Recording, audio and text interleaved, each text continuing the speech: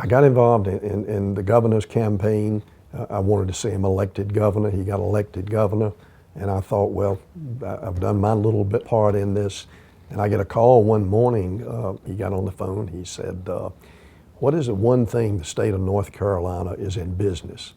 And I said, Governor, 7 o'clock in the morning, I don't have a clue. He said, alcohol. I said, I hadn't even thought about that. He said, I'd like for you to head up the ABC Commission. I talked to Marie, and she said, if it's something you want to do, then let's do it. I couldn't have done anything that I've been involved in without her. She's been the best wife, the best mother, best grandmother. She's always been there for me, and that's special.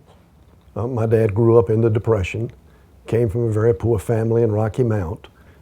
He was in the milk and ice cream business that he started in the middle of the Depression. And he was signing checks one day, and I said, Dad, why do you sign all those checks, payroll checks and everything? Why don't you just use a stamp? And I'll never forget, he said, son, this is my money that I work very hard for, and I want to know where every single penny goes. I never forgot that. We started out in 1961, and we opened a drive-in selling a 15-cent hamburger. Several people said, that'll never work. I mean, you know, who's going to come up and buy a 15-cent hamburger? We were very lucky. We were at the right place at the right time. But if we lose that in this country, that ability to be able to do anything that you're willing to commit yourself to do, then what the country I grew up in won't be the same. So I worry about young people getting involved and making that commitment that they're going to give something back to the state and to the country, and most of all to their local communities. The message that Barry Goldwater put out was that he was first of all a businessman who got involved in his local community and realized that it was going to take more than just conversation, that if we were going to truly change the country for what he felt was a better country, then we all had to get involved. Changed my registration, ended up running for Congress. At that particular time, when I ran for Congress the first time in 1964, I think there were like 200, 300 registered Republicans in the whole county. So we felt like that if we got out there, we knocked on doors, we asked people for their support, at least we'd have a fighting chance. The Republican Party at that time basically was Charlotte and Western North Carolina. And I felt very strongly that if we were going to ever build a Republican Party in this state, we had to move the headquarters to Raleigh. Well, I was elected lieutenant governor in 1988. I went to Governor Jim Martin at that time, and I said, Governor, I've been elected.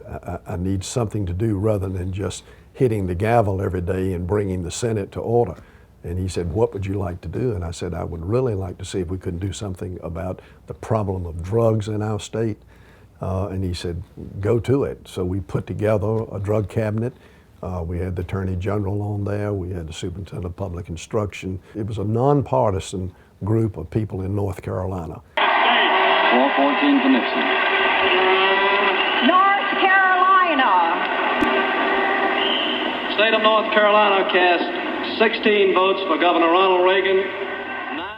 The highlight of everything that I've ever done was the opportunity of seconding the nomination for Ronald Reagan at the Republican convention way back in 1968, and I had the honor of meeting him and getting to know him, and I guess that was pretty much the highlight. He was a wonderful man. My thought has always been that if the state of North Carolina is going to be in the alcohol business, and we're in it in a big, big way, then we have a responsibility to see that young people, I'm talking about now at ages of 12, 13, 14, do not start drinking. Hey, Alex. Yeah, Dad? Hang on, buddy. Alex, can we talk, honey? Huh? What? If you will sit down with your child and talk to them about what they face in their daily lives and listen to them and then offer them good, sound advice, that ultimately we think we make a difference. Put off conversations about underage drinking long enough, and you might not have to have them at all. Find out. In fact, the governor asked me one day, he said, you seem to be so committed to this underage drinking. Why? And I said, well, I've got 9 reasons. My grandchildren. When I came up here to take this job, I actually had to stop and just kind of shake my head to think, I've been in this now almost 50 years. We now have the Republican governor. We have a Republican legislature. We have more Republican county commissioners in this state than we do Democrats. We've come a long way.